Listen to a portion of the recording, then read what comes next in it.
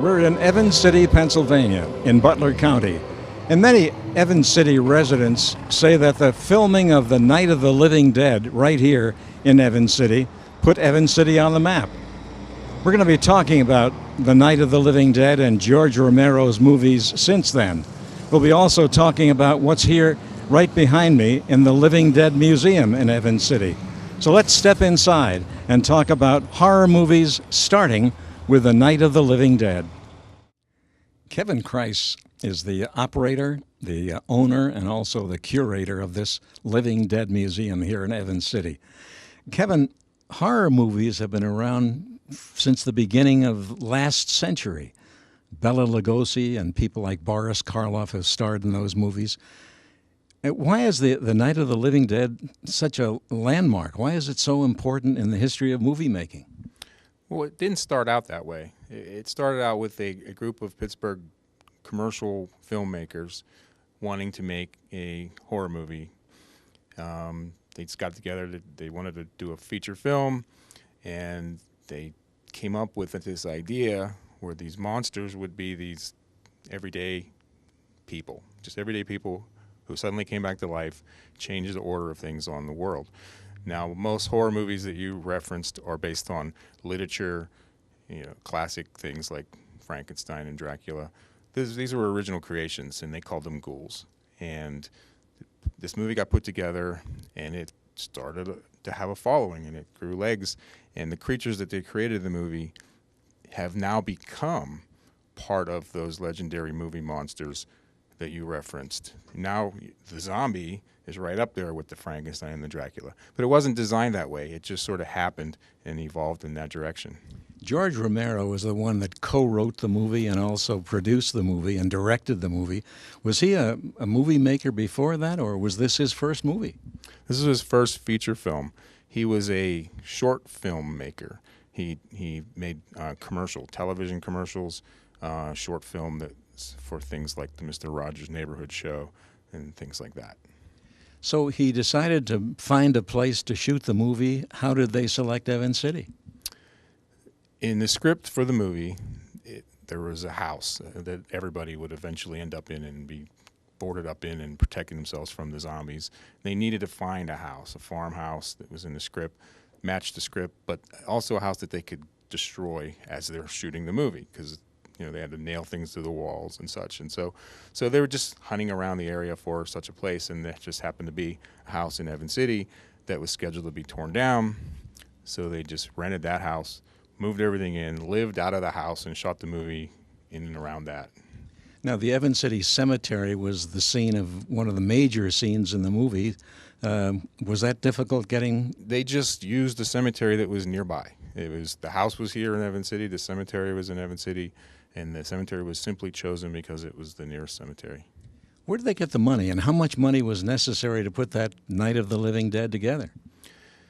They initially just formed a company of 10 people. There were 10 people who were investors and filmmakers that got together. The company was called Image 10 for the 10, and they all contributed $600. So that was $6,000 was the initial money put into making this film. Now, eventually they had to go back and get some additional funding to finish the film, but that's what they used to get it started. $6,000 for a film that eventually became a standard for horror movies in this country and also around the world. Did they make their original investment back? Yes, they did. Now, there is an unfortunate financial history that followed this film.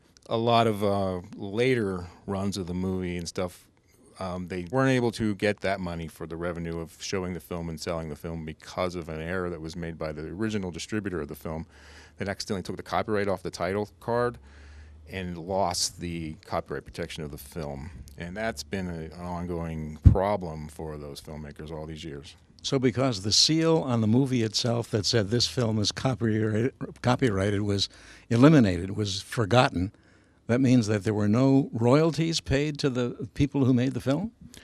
That is true when it comes to the things like showing the film making videotapes and DVDs of the film and distributing them. Now that doesn't mean that they didn't still have their authorized versions that they distributed, and they did, and they made revenue from that.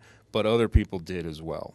So there was that. The side effect of that is that it was a movie that was picked up and shown a lot on television around Halloween, and put out on lots of different tapes and stuff. So it ended up finding some extra audience that without a time machine, we wouldn't really know for sure how things would have played out the other way. But it seems like it caught a whole new audience from the fact that it was just shown a lot and available a lot more. And the fact, couple that with the fact that it was a groundbreaking good movie, because most movies that are in the public domain aren't good movies. They're in the public domain for a reason.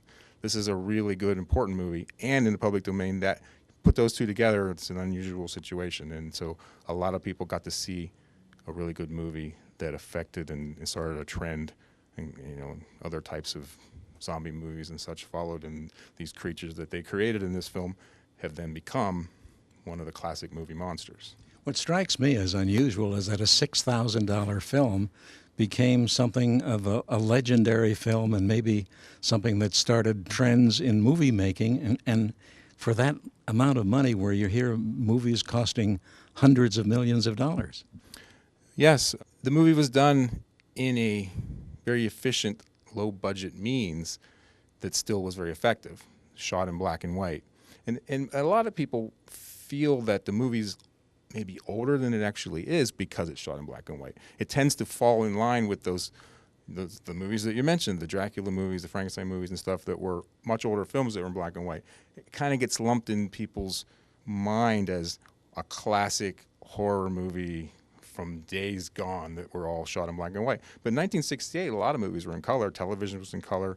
So choosing to shoot it in black and white was a little bit of a risk, because a lot of movies were in color at that time, and theaters, maybe a little bit like we're moving towards color. But it worked in this case, and it made it sort of have a documentary type feel, maybe a little bit more of an impact.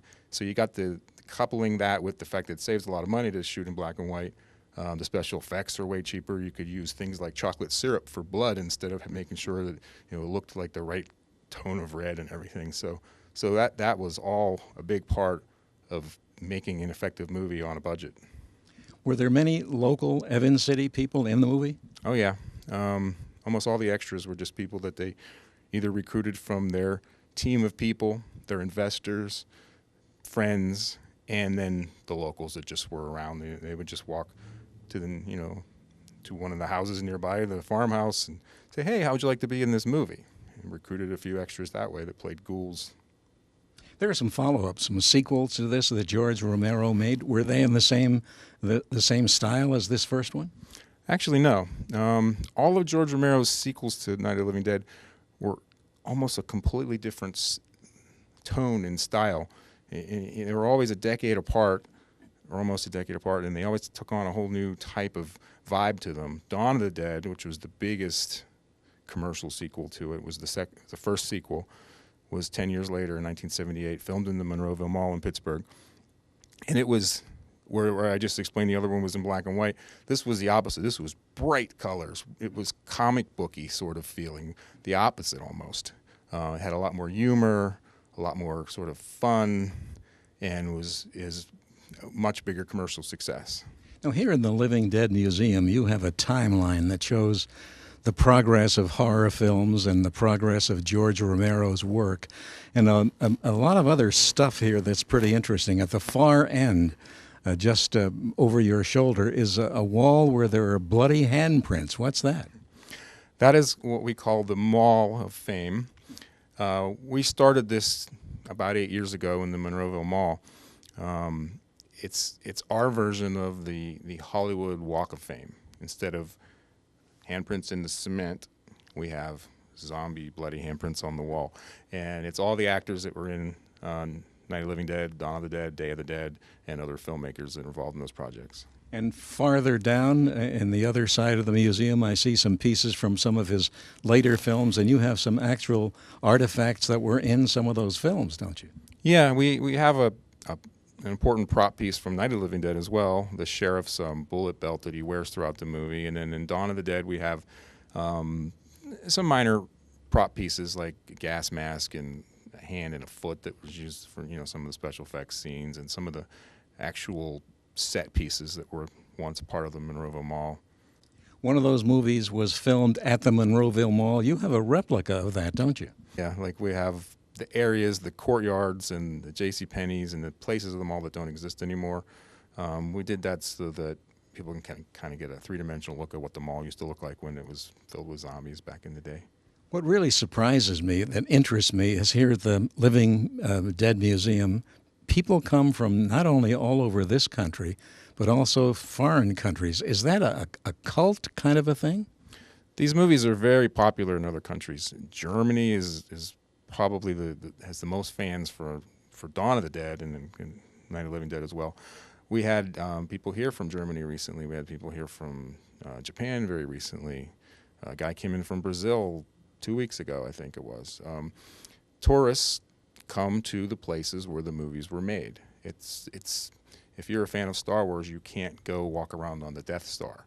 But you can go walk around the Monroeville Mall, or you can walk around the Evans City Cemetery. There's sets that are real places and real things, so you can visit your favorite movie set. So they come here. We're here to give them the information and give them some history and direct them around, and so that's how this business functions.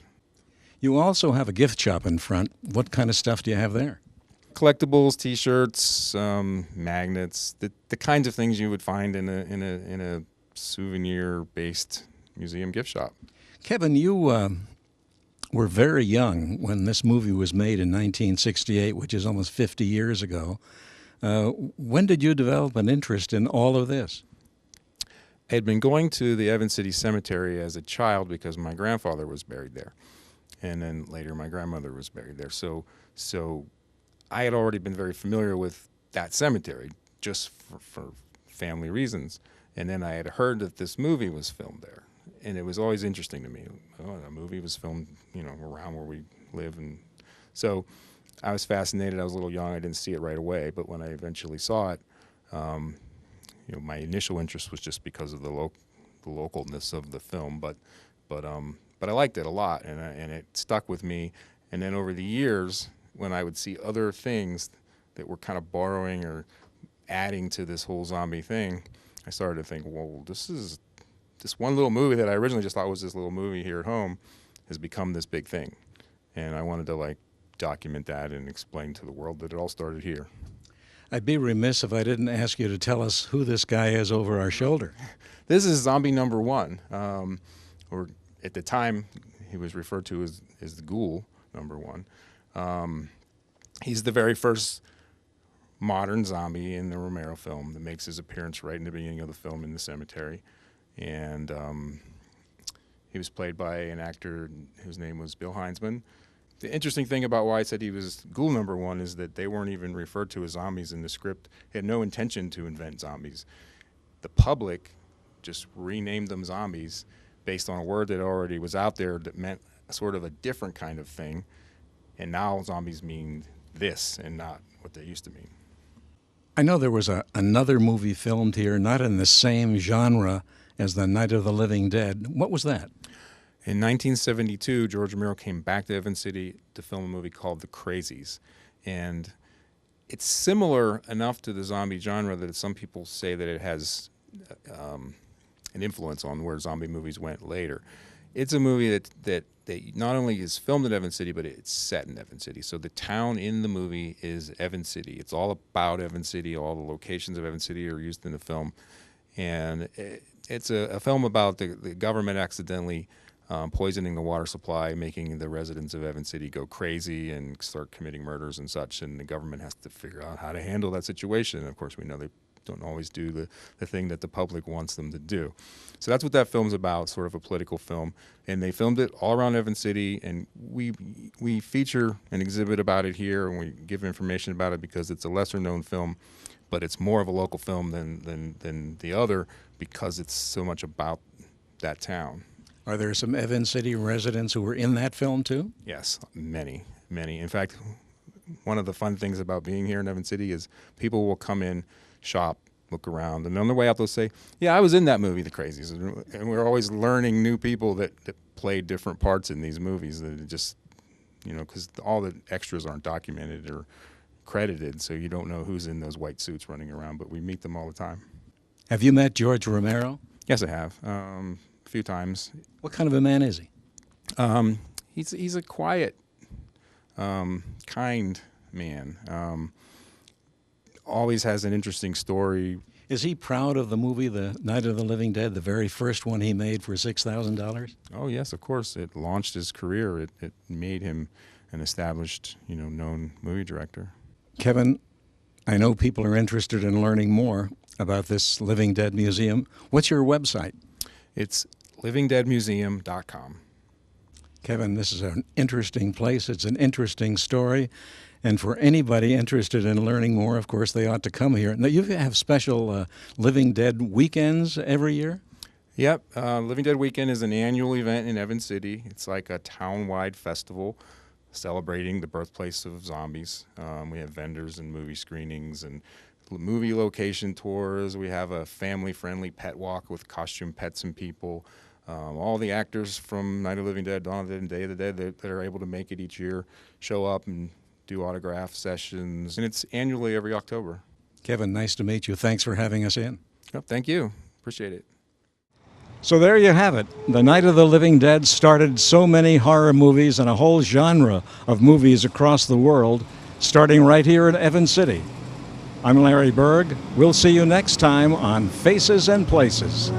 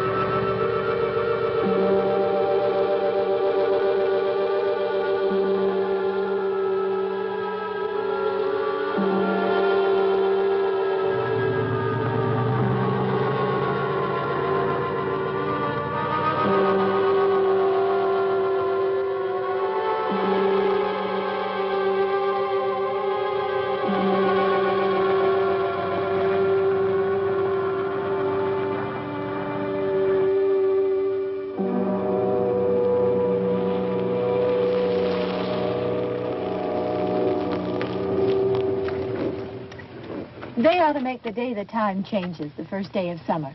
What? Well, it's 8 o'clock and it's still light. A lot of good the extra daylight does us. Now, we've still got a 3-hour drive back. We're not going to be home until after midnight. Well, if it really bugged you, Johnny, you wouldn't do it. You think I want to blow Sunday on a scene like this? You know, I figure we're either going to have to move Mother out here or move the grave into Pittsburgh. She can't make a trip like this. Oh, I know that she can't. Is there any of that candy left? No. Look at this thing. We still remember. I don't. You know, I don't even remember what the man looks like. Johnny, it takes you 5 minutes. Yeah, 5 minutes to put the wreath on the grave and 6 hours to drive back and forth. Mother wants to remember, so we trot 200 miles into the country and she stays at home. Well, we're here, John, all right? Test. We're back on? Oh. Ladies and Hey, gentlemen, we're coming back on the air after an interruption due to technical problems.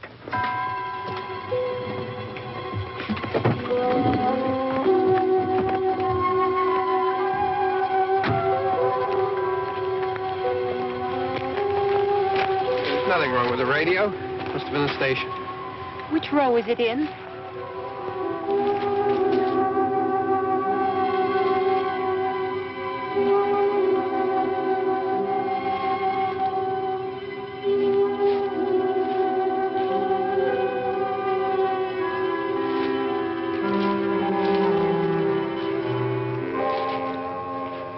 Well, there's no one around. Well, it's late.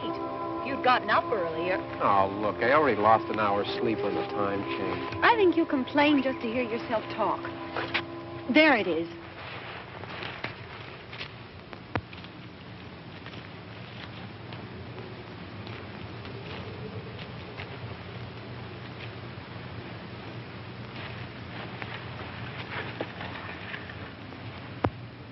I wonder what happened to the one from last year. Each year we spend good money on these things. We come out here and the one from last year's gone. Well, the flowers die, and the caretaker or somebody takes them away. Yeah, a little spit and polish. You can clean this up. Sell it next year. Wonder how many times we bought the same one.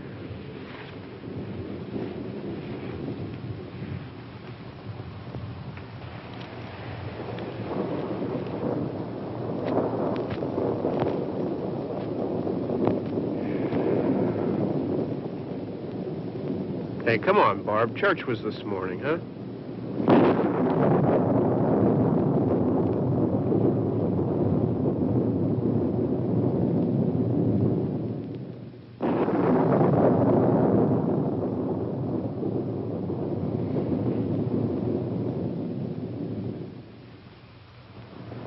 Hey, I mean praying's for church, huh? Come on. I haven't seen you in church lately. Well, there's not much sense in my going to church. Do you remember one time when we were small, we were out here?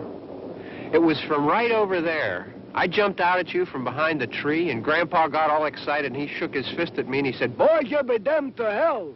Remember that? Right over there. Well, you used to really be scared here. Johnny, You're still afraid. stop it now. I mean it.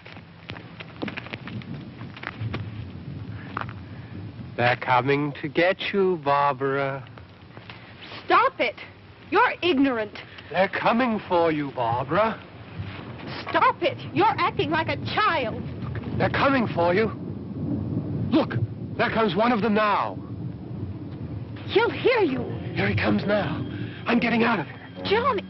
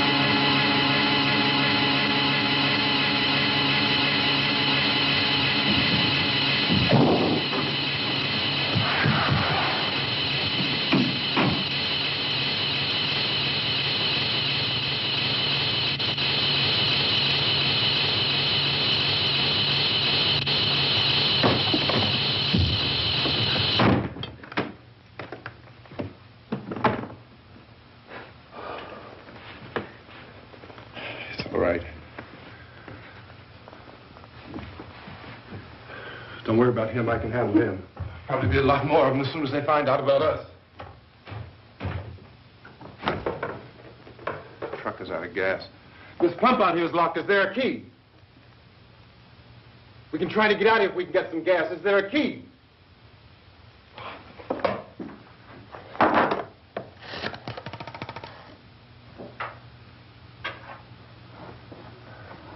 I suppose you've tried this.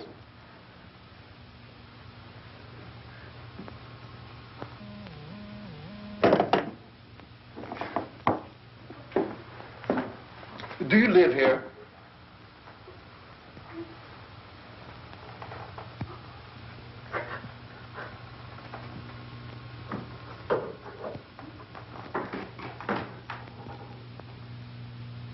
Jesus.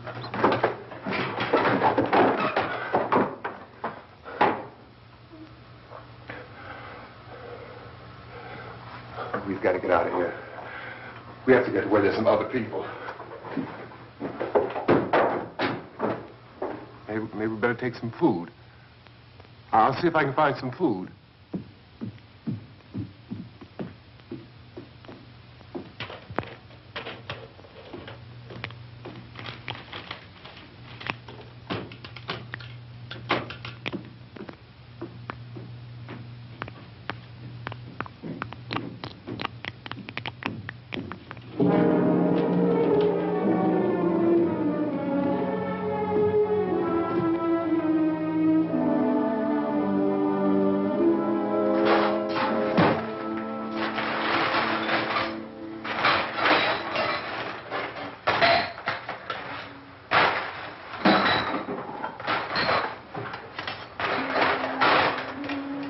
What's happening? How do you think it's happening? What's happening?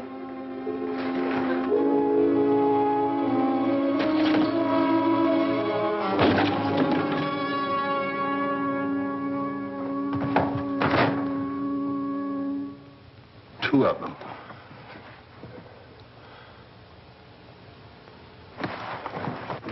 There are two of them out there. Have you seen any more around here? I can take care of those two. I don't I know you're afraid, but we have I to... don't know! I don't know! What's happening?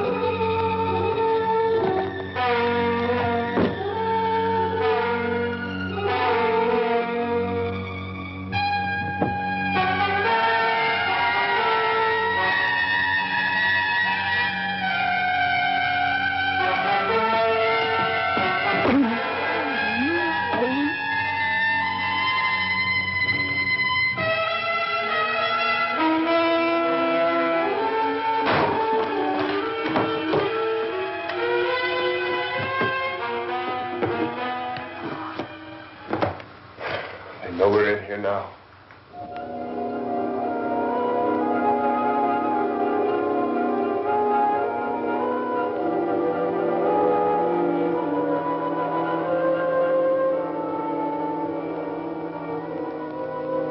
Don't look at it.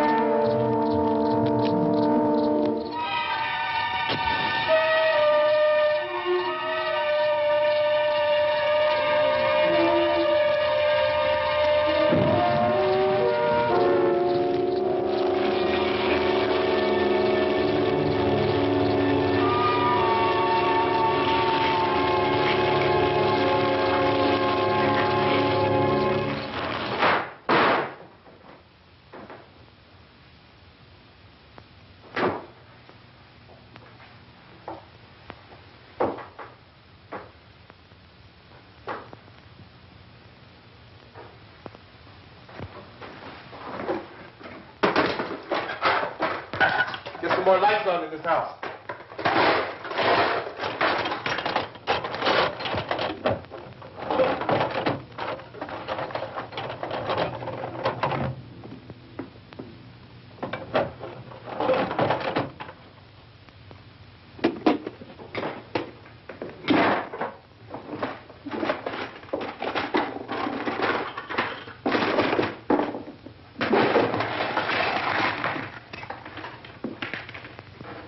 Why don't you see if you can find some wood, some board, something there by the fireplace, something we can nail this place up.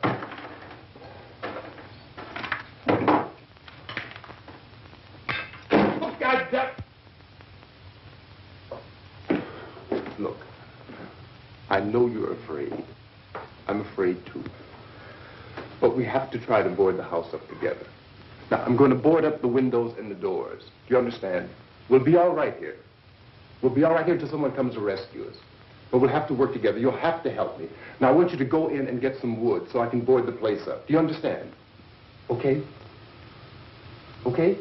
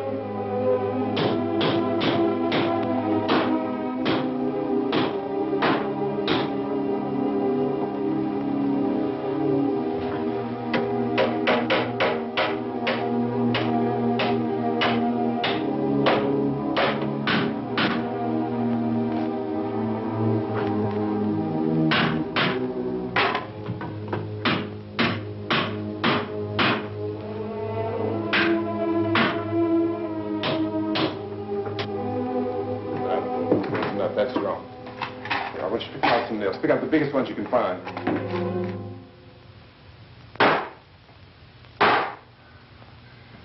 There, this room looks pretty secure. If we have to, we can run in here and board up the doors. Won't be long before those things will be back pounding their way in here. They're afraid now.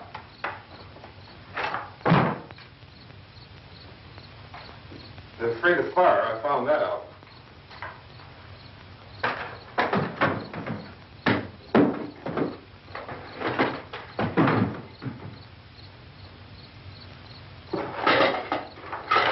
You know a place back down the road called Beekman's? Beekman's Diner?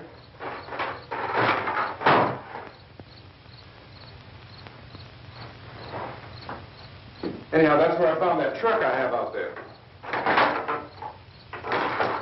There's a radio in the truck. I had jumped in to listen to it when a big gasoline truck came screaming right across the road. But there must have been 10, 15 of those things chasing after it, grabbing and holding on. Now, I didn't see them at first. I could just see that the truck was moving in a funny way. And those things were catching up to it. The truck went right across the road. Slammed on my brakes to keep from hitting it myself. It went right through the guardrail.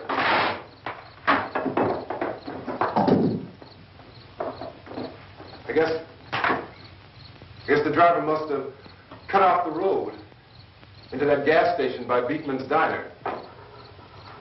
It went right through the billboard, ripped over a gas pump, and never stopped moving. By now, it's like a moving bonfire.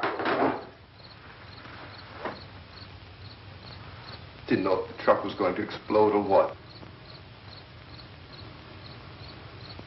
I still hear the man screaming.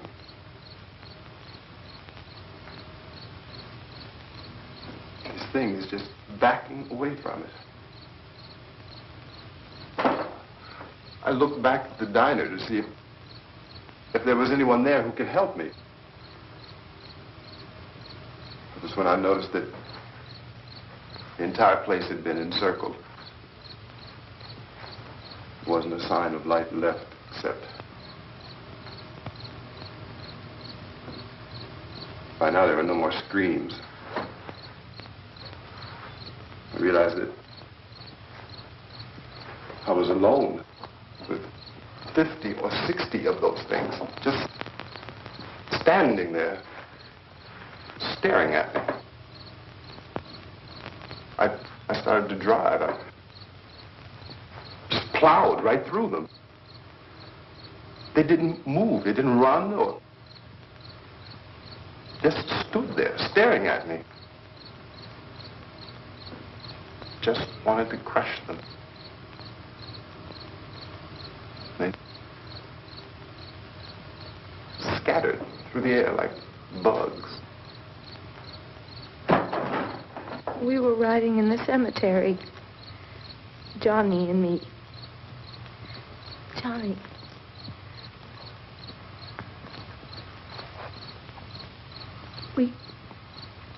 We came to put a wreath on my father's grave. Johnny, and he said, "Can I have some candy, Barbara?" We didn't have any. And, oh, it's hot in here. Hot.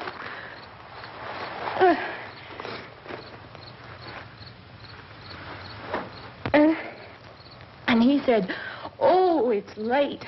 Why did we start so late?" And I said, "Johnny, if you'd gotten up earlier, we wouldn't be late." Johnny asked me if I were afraid. And I said, "I'm not afraid, Johnny." And then this man started walking up the road. He came slowly, and Johnny kept teasing me and saying, "He's coming to get you, Barbara." And I laughed at him and said, Johnny, stop it. And then Johnny ran away. And I went up to this man, and I was going to apologize. Why don't you just keep calm? And I looked up, and I said, Goody. And he grabbed me. He grabbed me, and he ripped at me. He held me, and he ripped at my clothes. I think you should just calm down. Oh, I screamed, Johnny! Johnny, help me! Oh, help me!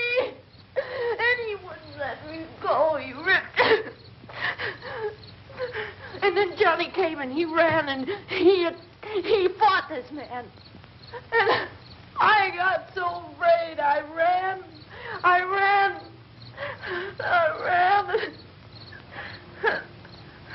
And Johnny didn't come.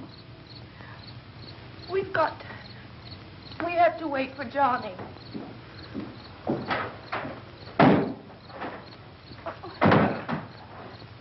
We better go out and get him.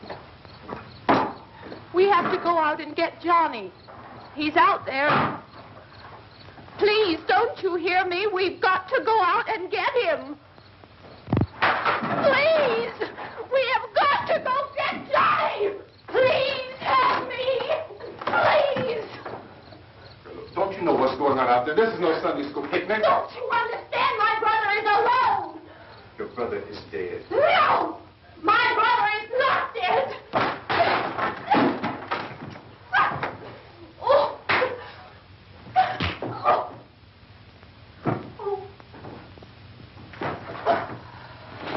Oh.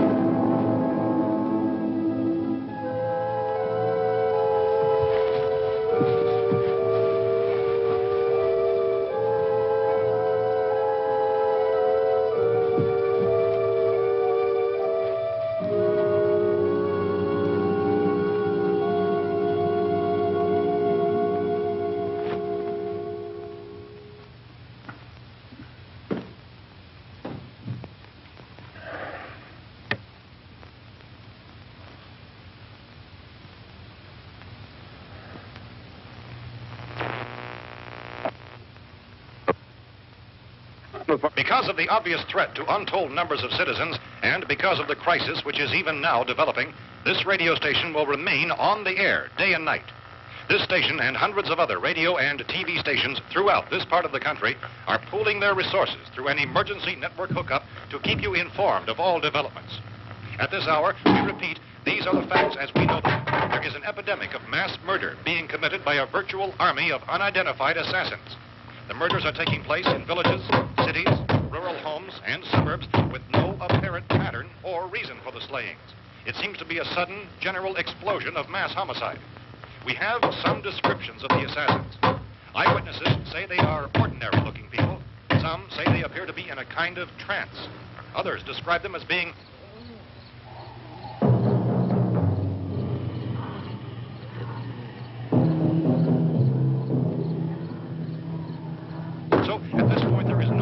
authentic way for us to say who or what to look for and guard yourself against. Misshapen monsters. Reaction of law enforcement officials is one of complete bewilderment at this hour. So far, we have been unable to determine that any kind of organized investigation is yet underway. Police, sheriff's deputies, and emergency ambulances are literally deluged with calls for help. The scene can best be described as mayhem. Mayors of Pittsburgh, Philadelphia, and Miami, along with the governors of several eastern and midwestern states, have indicated the National Guard may be mobilized at any moment, but that has not happened as yet. The only advice our reporters have been able to get from official sources is for private citizens to stay in their homes behind locked doors. Do not venture outside for any reason until the nature of this crisis has been determined and until we can advise what course of action to take. Keep listening to radio and TV for any special instructions as this crisis develops further. Thousands of office and factory workers are being urged to stay at their places of employment, not to make any attempt to get to their homes. However, in spite of this urging and warning, streets and highways are packed with frantic people trying to reach their families or apparently to flee just anywhere. We repeat, the safest course of action at this time is simply to stay where you are.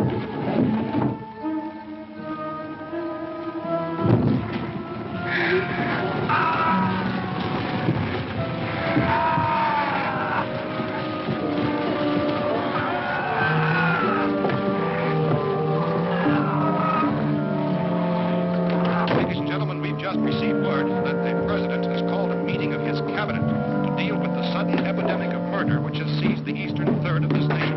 The meeting is scheduled to convene within the hour. Members of the presidential cabinet will be joined by officials of the FBI and joint meetings behind closed doors. The White House spokesman, in announcing this conference, says there will be an official announcement as soon as possible following that meeting. This is the latest dispatch just received in our newsroom. Latest word also from National Press Services in Washington, D.C. now tells us that the emergency presidential conference, which we've just mentioned, will include high-ranking scientists from the National Aeronautics and Space Administration. That's the extent of this latest meeting. Members of his cabinet, the FBI, the Joint Chiefs of Staff, and the scientists from NASA within the hour. All radio and TV stations throughout this part of the country, including the one to which you're listening, have joined their facilities in an emergency network to bring you this news as it develops. We urge you to stay tuned to radio and TV and to stay indoors at all costs. Late reports reaching this newsroom tell of frightened people seeking refuge in churches, schools, and government buildings, demanding shelter and protection from the wholesale murder which apparently is engulfing much of the nation. Law enforcement officials are at a loss to explain or, even at this hour, even to theorize about the reasons for this wave of murder. So far, the advice we're able to give the public is summary. Chief T.K. Dunmore of Camden, North Carolina, was quoted as saying, quote, "Tell the people, for God's sake, to get off the streets. Tell them to go home and lock their doors and windows up tight. We don't know what kind of murder-happy characters we have here." End quote. He's Chief Dunmore of Camden, North Carolina. So far, the only descriptions, the only clues anyone has of the killers come from frightened witnesses of some of the slaves. These eyewitness accounts variously describe the murderers as ordinary-looking people, misshapen monsters, people who look like they're in a trance, and things that look like people but act like animals. Some eyewitnesses tell of seeing victims who look as though they had been torn apart. This whole ghastly story began developing 2 days ago with the report of the slaying of a family of 7 in their rural home near Gulfport, Virginia. Since then, reports of such senseless killings began snowballing in a reign of terror which has hopscotched in an erratic, disconnected manner throughout much of the eastern and western United States. Efforts to keep track of the murder reports with the placing of markers on a map seem to indicate a general spreading of the extreme southeastern United States into the north and west. Our newsmen have been on the telephone talking with officials in other cities and have determined that none of this kind of mass murder has yet been reported west of the Mississippi River, except in the extreme southeastern portion of Texas. Similar killings have been reported around the Houston and Galveston areas, but nothing like... I found a gun and some bullets out there. It was only late yesterday Oh, and when it these. first became clear we were facing some kind of national emergency. When first reports began filtering in, newsmen and law enforcement agencies were of the opinion This place is boarded up pretty solid now. in nature. However, as these We ought to be all right here for a while. dramatically, it was soon apparent that We have this the was gun something and more than the bullets. usual run of lawlessness. Food and the radio. Some began to suspect an obscure kind of conspiracy. Sooner or later, someone Things as bound to come and get us out. creatures from outer space. So again, we join with law enforcement agencies, urging you to seek shelter in a building. Lock the doors and windows securely. Hey, that's us. We're doing all right. Precautions of any suspicious strangers. And keep tuned to your radio and television for survival instructions and further details of this continuing story. Look, I don't know if you're hearing me, Goes on in the absence of any law. but I'm going upstairs now. It's almost as though some critical balance of If anything should try to break in here, I can hear it from up there. I'll be down to take care of it. savage killer. We repeat, this radio station. Everything is all right for now. I'll be back to reinforce the windows and doors later. But you'll be all right for now, okay? Okay. Civil defense officials in Cumberland have told newsmen that murder victims show evidence of having been partially devoured.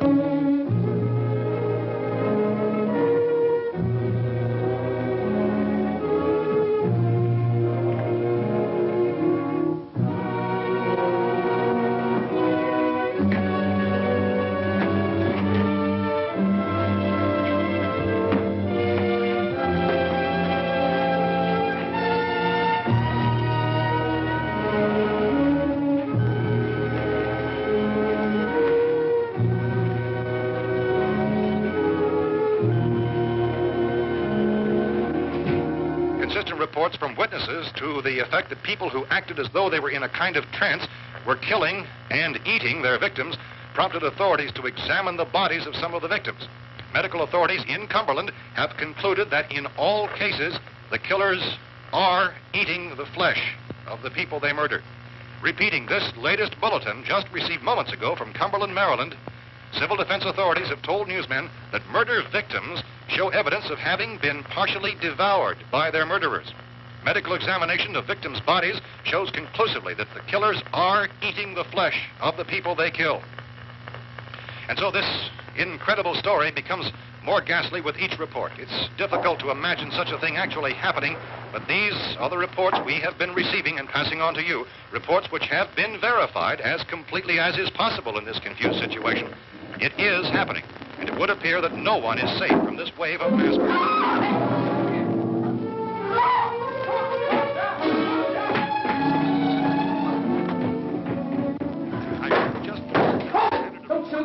We're from town. A radio. County, Pennsylvania. The Butler County Sheriff is verified by their slayers is true. No further details available at this time. However, How long you guys been down there? I could use some help up here. That's the cellar. It's the safest place. You mean you didn't hear the racket we were making up here? How were we supposed to know what was going on? Could have been those things for all we knew. That girl was screaming. Sure, you must know what a girl screaming sounds like. Those things don't make any noise. Anybody would know somebody ever needed help. Look, it's kind of hard to hear what's going on from down there. We thought we could hear screams, but for all we knew, that could have meant those things were in the house afterward. And you wouldn't come up and help? Well, if there were more... The racket sounded like the place was being ripped apart. How were we supposed to know what was going on? Now, wait a minute. You just got finished saying you couldn't hear from down there. Now you say it sounded like the place was being ripped apart. It would be nice if you get your story straight, man. All right, now you tell me. I'm not going to take that kind of a chance when we got a safe place. We luck into a safe place, and you're telling us we got to risk our lives just because somebody might need help, huh? Yeah, something like that. All right, why don't we settle this? Look, mister, we came up. Okay, we're here.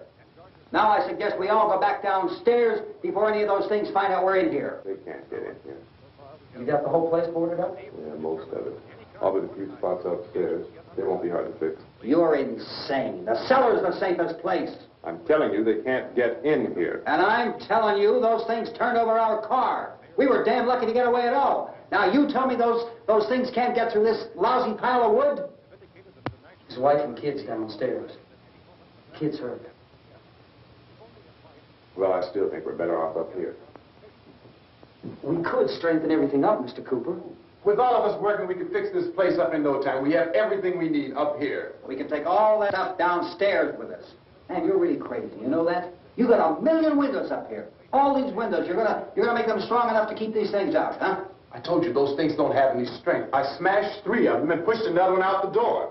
Did you hear me when I told you they turned over our car? Oh, hell, any good 5 men can do that. That's my point.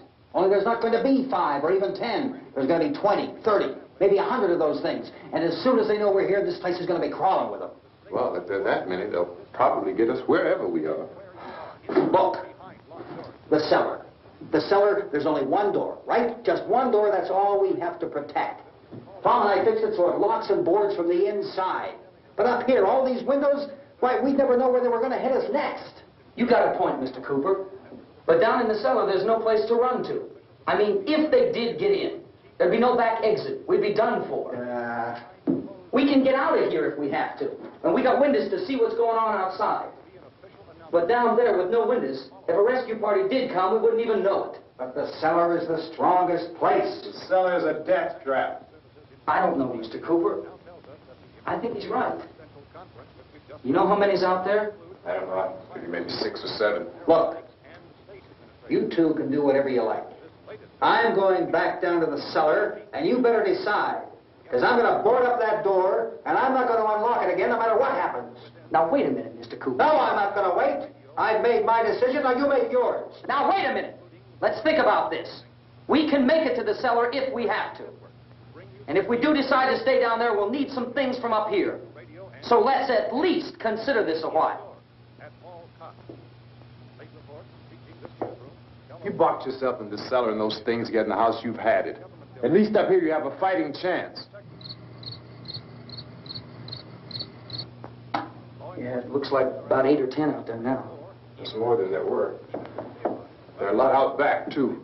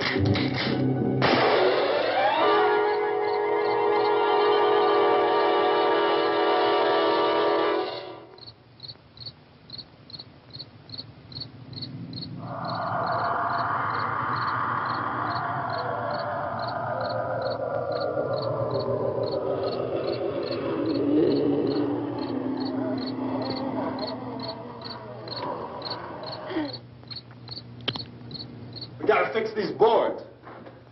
You're crazy. Those things are going to be at every window and door in this place. We've got to get down into the cellar. Go down in that damn cellar. Get out of here! I'm taking the girl with me. You leave her here. Keep your hands off her. And everything else that's up here, too. Because if I stay up here, I'm fighting for everything up here. And the radio and the food is part of what I'm fighting for. Now, if you're going down the cellar, get. The man's insane. He's insane. We've got to have food down there. We've got a right. This is your house. We've got a right. You going down there with him? Well, Yes or no? This is your last chance. No beating around the bush. listen, I got a kid down there. She can't possibly, I couldn't bring her up here. She can't possibly take all the racket and those things smashing through the windows. Well, you're her father. If you're stupid enough to go die in that trap, that's your business. However, I am not stupid enough to follow you.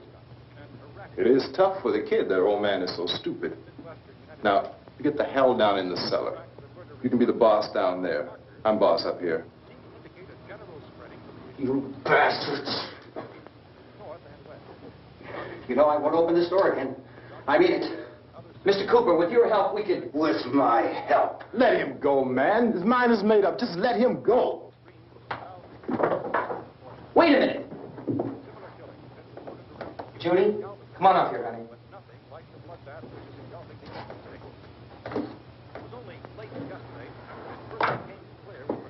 You're gonna let them get hurt too, huh? It's all right, honey. Go ahead.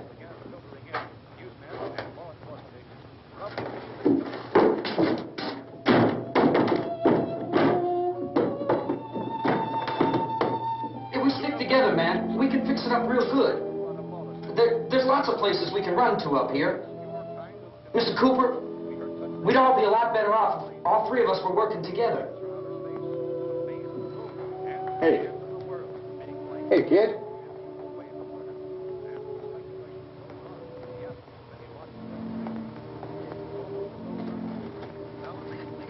He's wrong, you know. I'm not boxing myself in down there. This radio station will remain on the air day and night. Well, we're safe now. It's boarded up tight. What about Tom and Judy? They want to stay up there and let them. There are two other people upstairs, a man and a girl. We heard the screaming. Yeah, but I didn't know who they were, and I wasn't about to take any unnecessary chances. Of course not, Larry.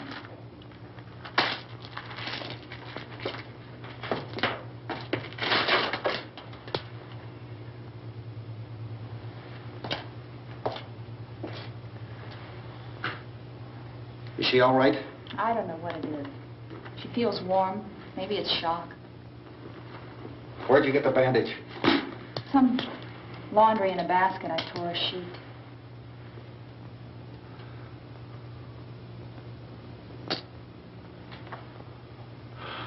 Let them stay upstairs. Let them. Too many ways those monsters can get in up there. We'll see who's right. We'll see when they come begging me to let them in down here. That's important, isn't it? What? To be right, everybody else to be wrong. What do you mean by that? Does anyone up there know why we're being attacked? Whatever it is, it isn't just happening here. It's some kind of mass murder. It's going on everywhere. The radio said to stay inside. Radio? Radio upstairs. I heard a news bulletin. There's a radio upstairs and you boarded us in down here? I know what I'm doing. What did it say? Nothing. Nothing. They don't know anything yet. There's mass murder everywhere, and people are supposed to look for a safe place to hide. Take the boards off that door. We are staying down here, Helen. Harry, that radio is at least some kind of communication. If the authorities know what's happening, well, they'll send people for us so they tell us what to do. How are we going to know what's going on if we lock ourselves in this dungeon?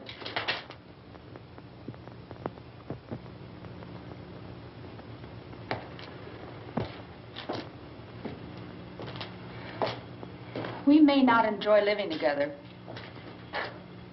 but dying together isn't going to solve anything. Those people aren't our enemies. Mr. Cooper! Mr. Cooper, Ben found a television set upstairs. Let's go up. Tom? Yeah. If Judy would come downstairs for a few minutes, Harry and I could come upstairs. Okay, yeah, right away. Will you do it? Do I have to? Look, honey, nothing's going to get done with them down there and us up here. Do this for me. Okay. Okay, open up.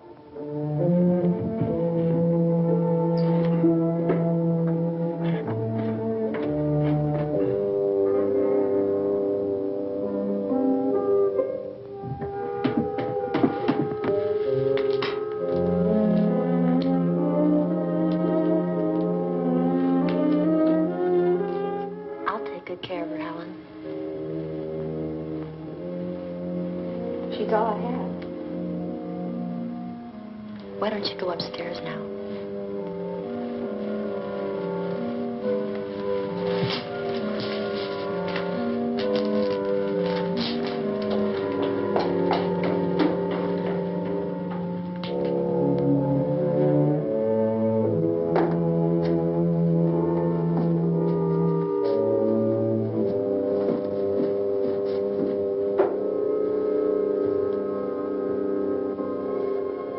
Her brother was killed. Hey, give me a hand with this thing. I gotta go help Ben with the television.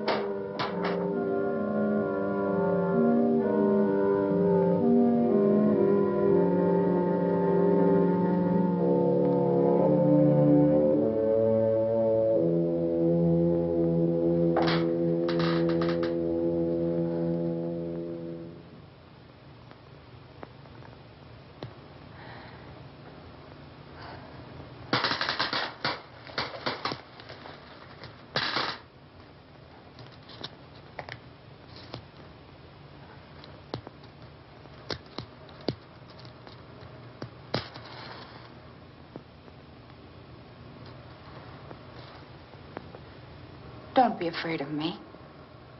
I'm Helen Cooper, Harry's wife.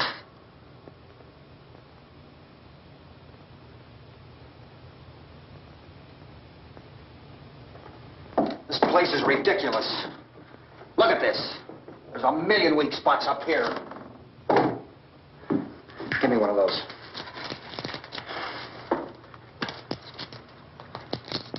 Her brother was killed.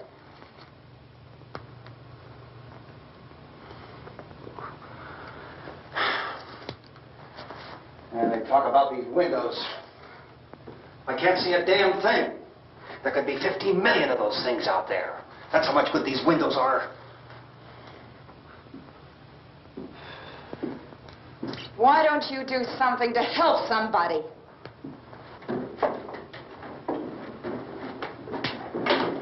Here, I have it. Drag a couple of those chairs together. There's a socket over here.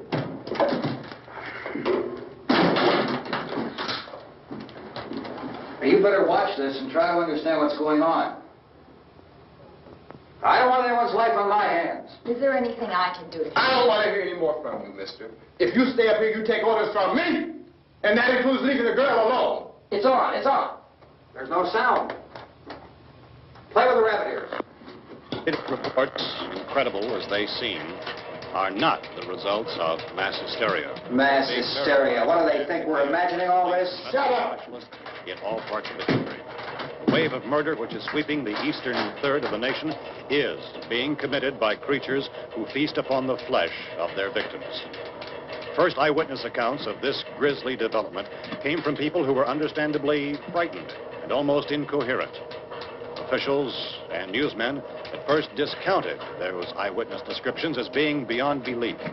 However, the reports persisted, and medical examinations of some of the victims bore out the fact that they had been partially devoured. I think we have some late word just arriving, and I'll interrupt to bring this to you. This is the latest disclosure in a report from National Civil Defense Headquarters in Washington. It has been established that persons who have recently died have been returning to life and committing acts of murder. A widespread investigation of reports from funeral homes, morgues, and hospitals has concluded that the unburied dead are coming back to life and seeking human victims. It's hard for us here to believe what we're reporting to you, but it does seem to be a fact. When this emergency first began, radio and television was advising people to stay inside, behind locked doors for safety. Well, that situation has now changed, and we're able to report a definite course of action for you. Civil defense machinery has been organized to provide rescue stations with food, shelter, medical treatment, and protection by armed National Guardsmen. Stay tuned to the broadcasting stations in your local area for this list of rescue stations. This list will be repeated throughout our news coverage. Look for the name of the rescue station nearest you and make your way to that location as soon as possible. So we have that truck. If we can get some gas, we can get out of here. There's a pump out by the shed. I know, that's why I pulled in here, but it's locked. Emergency meeting called this afternoon by the President. Since convening this conference of the Presidential Cabinet, the FBI, the Joint Chiefs of Staff, the CIA has not produced any public information. Why are space experts being consulted about an Earth-bound emergency? So far, all the betting on the answer to that question centers on the recent Explorer satellite shot to Venus. That satellite, you'll recall, started back to Earth, but never got here. That's the space vehicle which orbited Venus and then was purposely destroyed by NASA when scientists discovered it was carrying a mysterious high-level radiation with it. Could that radiation be somehow responsible for the wholesale murders we're now suffering? Newsman Don Quinn in Washington has posed those questions. It's obvious our best move is to try to get out of here. How are you going to get over to that pump? Look! You're coming from a meeting regarding the explosion of the Venus probe, is that right? Yes, that was the subject of the meeting. You feel there is a connection between this and the phenomenon? There's a definite connection. In other words, you feel that the radiation on the Venus probe is enough to cause these mutations? There was a very high degree of radiation. Well, just a minute. I'm not sure that that's certain at all. I don't think that has been irrefutably explanation that we have at this time. In other words, it is the military's viewpoint that the radiation is not the cause of the mutation. I can't speak for the entire military at this time, gentlemen. I must disagree with these gentlemen presently until this is irrefutably proved. Everything is being done that can be done. We'll have to hurry for our next meeting. Professor, you feel that there is a definite connection between them? Definite connection as far as Dr. Keller and myself. Doctor, please. I thought we decided that is not proved yet. Was the satellite, when the satellite was exploded? An unusual amount of radiation, enough to cause mutation under certain circumstances. Could have happened. Have a bearing on it. It does seem to have a bearing. Will there be a reply for the later? Yes. There will be a reply. Yes. Later this afternoon. There will be a report this afternoon. Perhaps there will be a report. Yes. Later. Will you close the window? We have everything possible to solve the problem. You know, we have to try to get out of here. He said the rescue stations have doctors and medical supplies.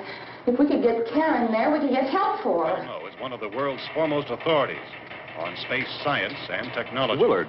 I saw a sign that said Willard. It's only about 17 miles from here. You know this area. You from around here? Judy and I are both from around here. We were on our way up to the lake to go swimming. And Judy had a radio, and we heard the first reports about this. So we knew the old house was here, and we came in and found the lady upstairs dead. Then these other people came. We went down into the basement and put a bar across the door, and it is pretty strong. How could we possibly get away from here? We've got a sick child, 2 women, 1 woman out of her head, 3 men, and the place is surrounded with these things. For NASA. Dr. Grimes, your entire staff, I know, has been working very hard to find some solution to these things that are happening. Do you have any answers at this time? Yes, we have some answers. But first, let me stress the importance of seeking medical attention for anyone who's been injured in any way. We don't know yet what complications might result from such injuries. How bad has your kid been hurt? Good advice, Doctor. Now, how about the basic problem of patients? Well, Look, you go down there and tell... Isn't it Judy? Yeah, you tell Judy to come up here and you stay with the kid, all right? direct action taken with regard to the Venus probe. In the cold room at the university, we had a cadaver from which all 4 limbs had been amputated. Sometime early this morning, it opened its eyes and began to move its trunk. It was dead, but it opened its eyes and tried to move. They want you upstairs. Did she ask for me? She hasn't done anything. I don't understand. Baby. It's Mommy. I heard. I'll come back down as soon as I find out what they want. Thank you, Judy. The body should be disposed of at once, preferably by cremation. Well, how long after death, then, does the body become reactivated? It's only a matter of minutes. Minutes? Well, that doesn't give people time to make any arrangements. Oh, you're right. It doesn't give them time to make funeral arrangements. The bodies must be carried to the street and burned. They must be burned immediately. Soak them with gasoline and burn them. The bereaved will have to forego the dubious comforts that a funeral service will give. They're just dead flesh and dangerous.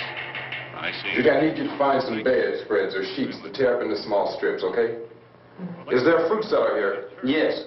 We need some bottles or jars. Make Molotov cocktails and hold them out while we try to escape. Hey, there's a big can of kerosene down there. I'll see what I can find. I'll look for the bottles. There's a big key ring down there.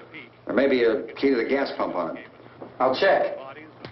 We can toss the cocktails from a window upstairs. Meantime, a couple of us can go out and try to get the gas and come back for the rest of the people. But that'll leave a door open someplace. Yeah, that's right. It better be this door. It's closer to the truck. Before we go out, we'll put some supplies behind the cellar door. While we're gone, the rest of you can hold up in there. I found some fruit jars in the cellar. And there's a key on here that's labeled for the gas pump out back. I'm not really that used to the truck. I found it abandoned. I can handle the truck, no sweat. You're it, then. You and I'll go.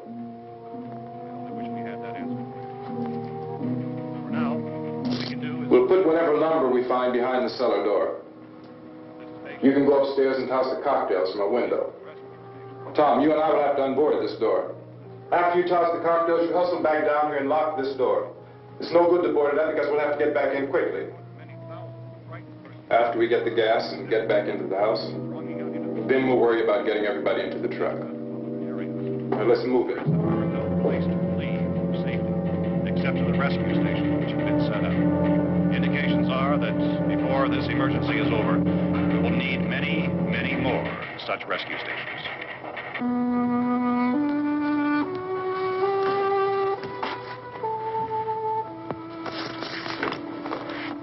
You always have a smile for me. How can you smile like that all the time? How many do you have done? Come on, honey, we gotta move.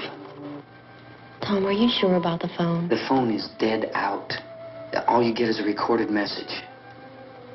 If I could only call the folks. They're going to be so worried about us. Everything will be all right. As soon as we get to Willard, we'll call them. They might even be there. I know.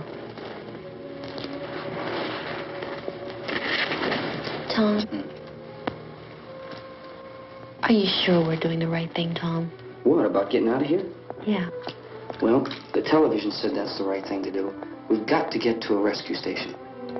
I don't know. Come on, honey. You're starting to sound like Mr. Cooper now. But why do you have to go out there? Look, I know how to handle that truck, and I can handle the pump. Ben doesn't know anything about that stuff. But we're safe in here. For how long, honey? We're safe now. But there's going to be more and more of those things. I know. I know all that. Hey, listen. Remember when we had the big flood? Remember how difficult it was for us to convince you that it was right to leave? Remember? Remember we had to go to Willard then? This isn't a passing thing, honey. It's not like just a wind passing through. We've got to do something, and fast.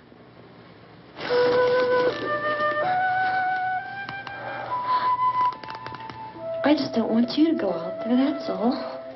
Hey, Smiley. Where's that big smile for me? Boy, you're sure no use at all, are you? We've got work to do, honey. And you...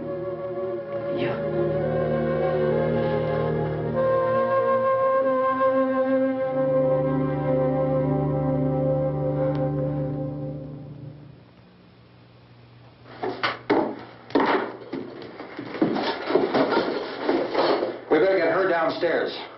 We have to go downstairs now, Barbara. She's right. You have to go downstairs now, just for a little while, until we get back. Then we can all leave. Oh, I'd like to leave. Yes.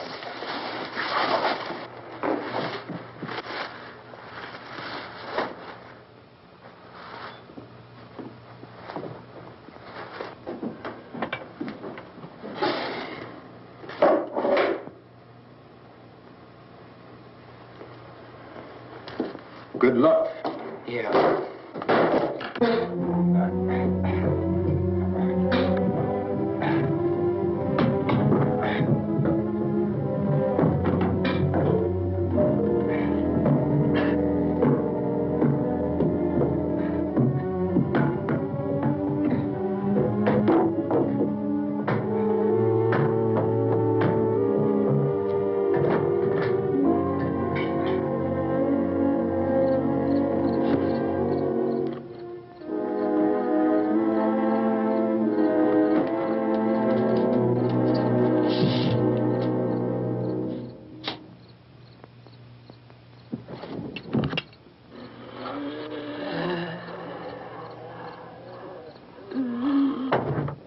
You ready upstairs? Yeah. Okay, toss 'em.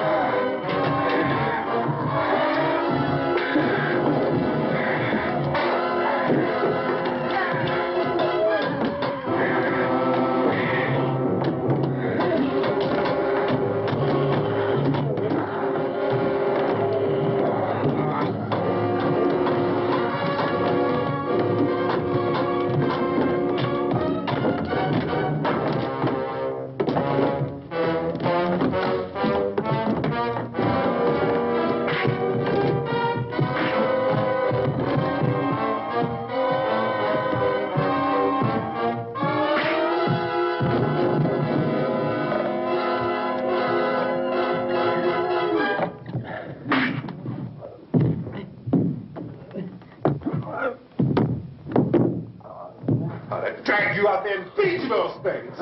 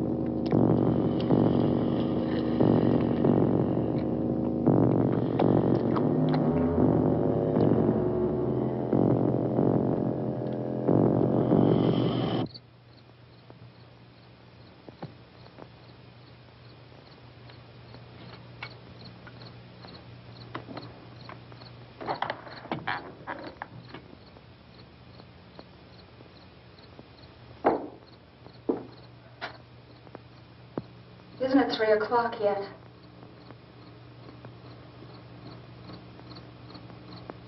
There's supposed to be another broadcast at 3 o'clock. 10 minutes. Oh, only 10 more minutes? We don't have very long to wait. We can leave. Well, we better leave soon. It's 10 minutes to 3.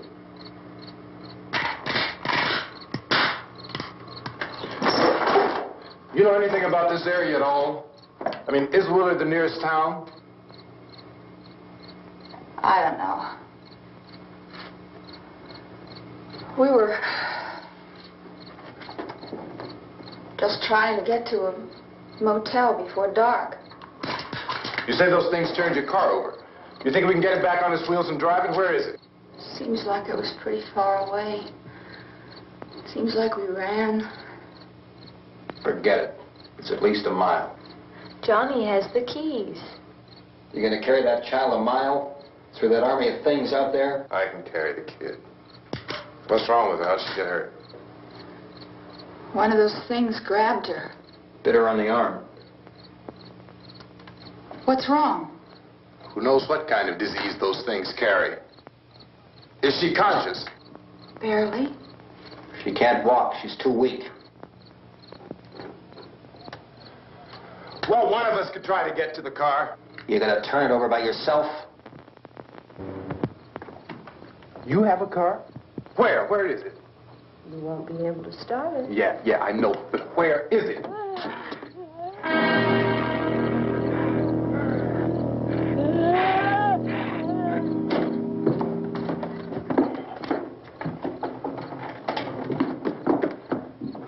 Good Lord.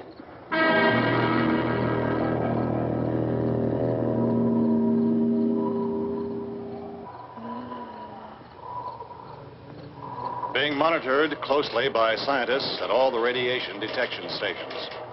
At this hour, they report the level of the mysterious radiation continues to increase steadily. So long as this situation remains, government spokesmen warn that dead bodies will continue to be transformed into the flesh-eating ghouls. All persons who die during this crisis, from whatever cause, will come back to life to seek human victims unless their bodies are first disposed of by cremation. Our news cameras have just returned from covering such a search and destroy operation against the ghouls, this one conducted by Sheriff Conan McClellan in Butler County, Pennsylvania. So now let's go to that film report. All law enforcement agencies and the military have been organized to search out and destroy the marauding ghouls. The Survival Command Center at the Pentagon has disclosed that a ghoul can be killed by a shot in the head or a heavy blow to the skull. Officials are quoted as explaining that since the brain of a ghoul has been activated by the radiation, the plan is kill the brain and you kill the ghoul. What do you think from the supply wagon, Gus? No, we're all right. Hey, Cass, put that thing all the way in the fire. We don't want it getting up again. All right, Chief McClellan, how's everything going? Oh, things aren't going too bad. Men are taking it pretty good. You want to get on the other side of the road over there? Chief, do you think we'll be able to defeat these things? Well, we killed 19 of them today right in this area. Those last 3 we caught trying to claw their way into an abandoned shed. They must have thought somebody was in there. There wasn't, though. We heard them making all kind of noise. We came over and beat them off, blasted them down. Things as good as your fish. Can I see you here? Yeah, okay. Chief, if I were surrounded by 6 or 8 of these things, would I stand a chance with them? Well, there's no problem. If you had a gun, shoot them in the head. That's a sure way to kill them. If you don't, get yourself a club or a torch. Beat them or burn them. They go up pretty easy. Well, Chief McClellan, how long do you think it will take you until you get the situation under control? Well, that's pretty hard to say. We don't know how many of them there are. We know when we find them, we can kill them. Are they slow-moving, Chief? Yeah, they're dead. They're all messed up. Well, in time, would you say you ought to be able to wrap this up in 24 hours? Well, we don't really know. We know we'll be into it most of the night, probably into the early morning. We're working our way toward Willard, and we'll team up with the National Guard over there, and then we'll be able to give a more definite view. Thank you very much, Chief McClellan. This is Bill Cardill, WIC TV 11 News. Thank you, Bill, for that report. Official spokesman declined to speculate just how long it may take to kill off all the flesh eaters, so long as the heavy rain...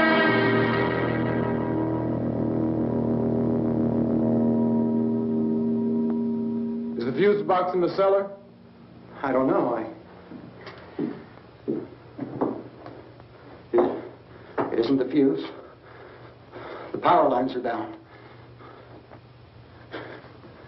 Helen, I have to get that gun. Haven't you had enough? But 2 people are dead already on account of that guy. Take a look out that window, Clinkett.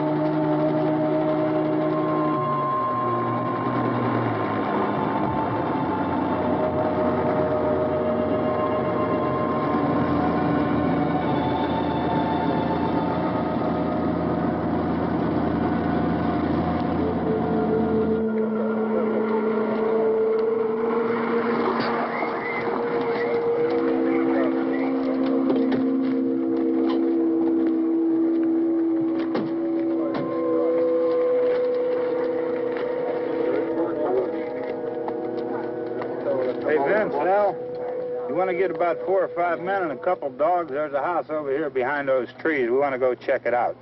Thank you. Go here, Bill. Yeah, Chief, we're going to stay with it till we meet up with the National Guard. Where'd you get the coffee? One of the volunteers, you're doing all the work, you take it. Thank you. We should be wrapped up here about 3 or 4 more hours. We'll probably get into Willard then. I guess you can go over there and meet the National Guard. Nick, you and the rest of these men want to come with me? Well, Bill, I'm check in the office, see what's happening. All right, Steve, tell them we're going to stay with it, and everything appears to be under control.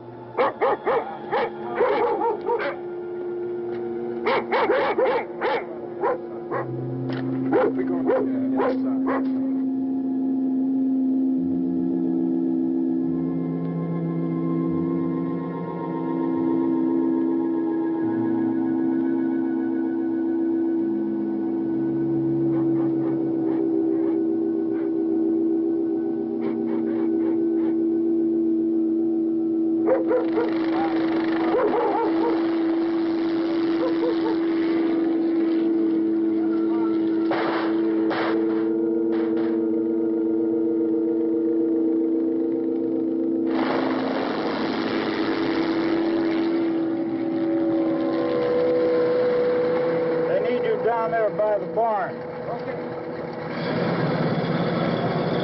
Some of these guys can follow the wagon down. I only need a few men to check out the house.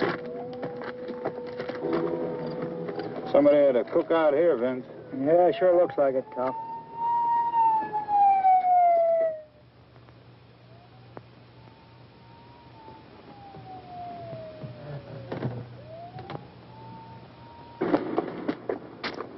Come over. There's a group of police in the other part.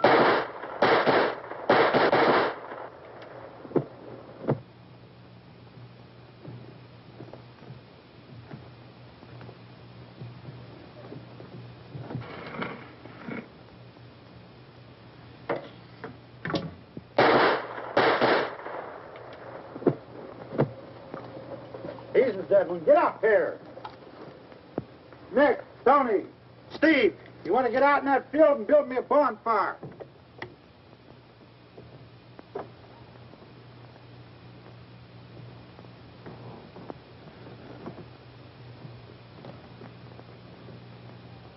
You, drag that out of here and throw it on the fire. Nothing down here? All right, go ahead down and give him a hand. Let's go check out the house. There's something there. I heard a noise.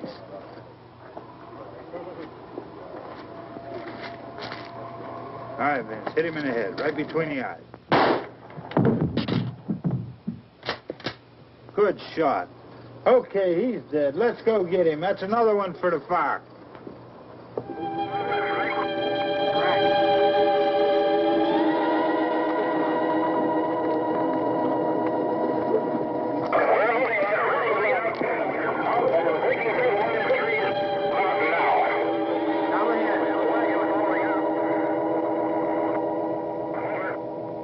Send the wagon through, come directly ahead. Over.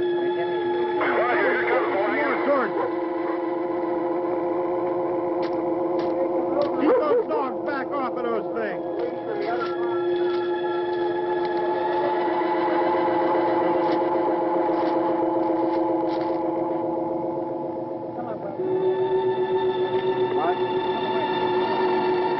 Go more quickly.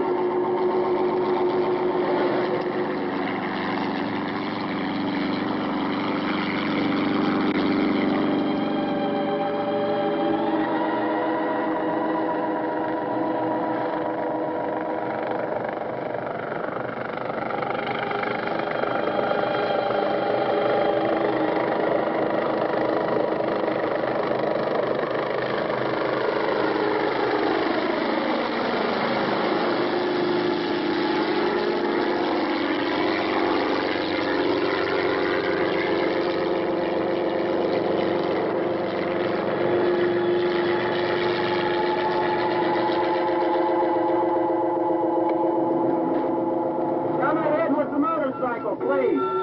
Let's go back there. That's the way. Hey, Randy, light these torches over here. People in the back. Way in the back.